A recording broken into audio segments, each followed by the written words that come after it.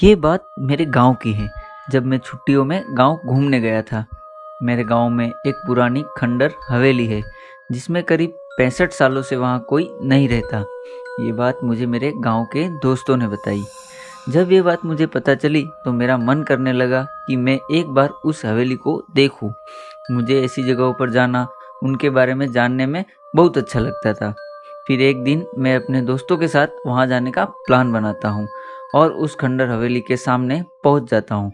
वहाँ दूर दूर तक कोई आता जाता नहीं था। मैंने जब ये बात अपने दोस्तों से पूछी कि यहाँ अगल बगल कोई रहता क्यों नहीं, बल्कि लोग इस रास्ते भी आ जा नहीं रहे, ऐसा क्यों, तो मेरे दोस्तों ने बताया कि ये हवेली सिर्फ पुरानी और खंडर नहीं है, बल्कि ये हवेली एक भूतिया श्रापित हवेली है। मैंने बोला, ऐसा तुम इतने यकीन के साथ कैसे कह रहे हो? मेरे दोस्त ने कहा, यह पूरे गांव का ही मानना है। इसके बारे में एक बहुत पुरानी और सच्ची घटना यहाँ प्रसिद्ध है। मेरे मन में इसके बारे में जानने का ख्याल और बढ़ने लगा। मैंने पूछा, क्या है इसके पीछे की कहानी? तब उनमें से एक दोस्त ने मुझे बताना शुरू किया।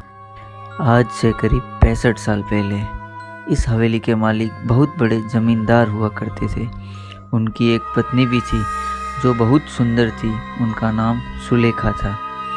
उस समय डाकुओं के खौफ से लोग डरते थे। डाकुओं की टुकड़ी जिस गांव में घुस जाती थी उस गांव को पूरी तरह बर्बाद कर देती थी। एक बार डाकुओं के सरदार को जमींदार के धन और संपत्ति पर नजर पड़ी, जिसके बाद उसने जमींदार के घर डकैती डालने का सोचा। इस पर सभी डाकुओं ने हाँ कर दी। फिर एक दिन ऐसा भी आया जो जमींदार ने कभी सोचा भी नहीं होगा। डाकुओं ने एक दिन जमींदार के हवेली पर रात में डकैती मार दी।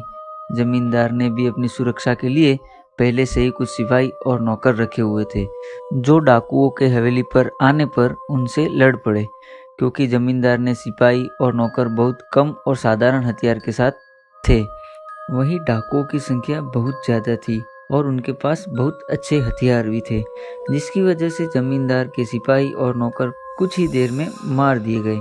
ये सब जमींदार देखने के बाद सोचा, इससे पहले कि डाकू हवेली का दरवाज़ा तोड़कर अंदर घुस आए, उसे अपनी पत्नी और खजाने को छुपा देना चाहिए। फिर उसने उस खजाने को एक हवेली में ही किसी खुफिया जगह पर छुपा दिया और अपने पत्नी को एक खुफिया कमरे के अंदर छुपा दिया और बाहर से कमरा बंद कर दिया। इसके बाद कुछ ही देर में डाकू हवेली का दरवाज़ा तोड़कर अंदर घुस गए, जिसमें जमींदार की मौत डाकुओं के हाथों हो गई। पर जमींदार ने मरते मरते अपने खजाने का पता उन डाकुओं को नहीं बताया। डाकुओं ने खजाने को बहुत खोजा पर वो नहीं मिला। फिर डाकू वहाँ से हवेली के कीमती सामान को लेकर वहाँ से चले गए। अब आप लोग ये सोच रहे होंगे कि जमींदार की तो डाकुओं के हाथ मौत हो गई, तो उनकी पत्नी और खजाने का क्या हुआ? यह जानने के लिए हमारे साथ वीडियो में अंत तक बने रहे और ऐसी ही मज़ेदार कहानियाँ रोज़ सुनने के लिए हमारे चैनल को आज ही सब्सक्राइब करें और नोटिफिकेशन बेल को भी दबा दें।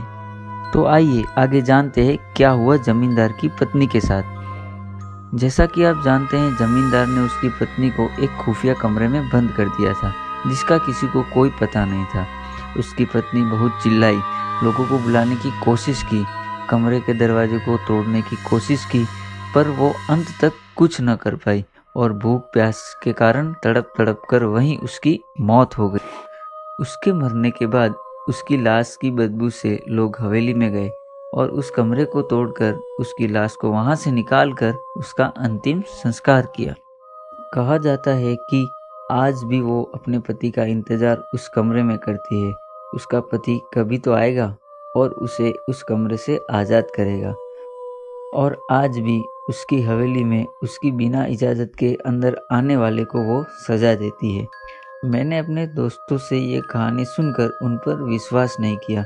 मैंने पूछा, क्या यार तुम लोग भी कब की बात कब लेकर बैठ जाते हो? इसका कोई सबूत है तुम लोगों के पास?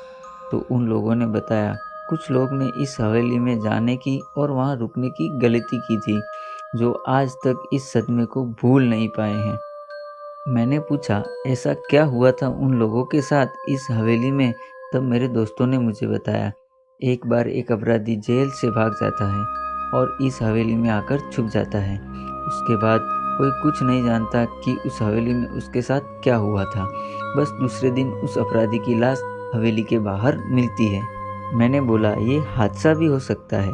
तो उन लोगों ने कहा एक बार एक चरवाहा उस हवेली में रात रुकने के लिए रुक जाता है, जो सुबह जिंदा तो हवेली के बाहर आता है पर अपना मानसिक संतुलन खो देता है। तब से वो आज तक पागल है। ये सब सुनने के बाद मेरी हिम्मत नहीं हुई उस हवेली के अंदर जाने की, इसलिए हम लोग वहाँ से घर चले गए और दोबारा फिर मैं उस हवेली को देखने नहीं गया। तो दोस्तों, ये कहानी श्रापित हवेली आपको कैसी लगी ये हमें कमेंट में ज़रूर बताएं, और आप आगे कैसी कहानियाँ सुनना पसंद करेंगे वो भी हमें कमेंट में ज़रूर बताएं।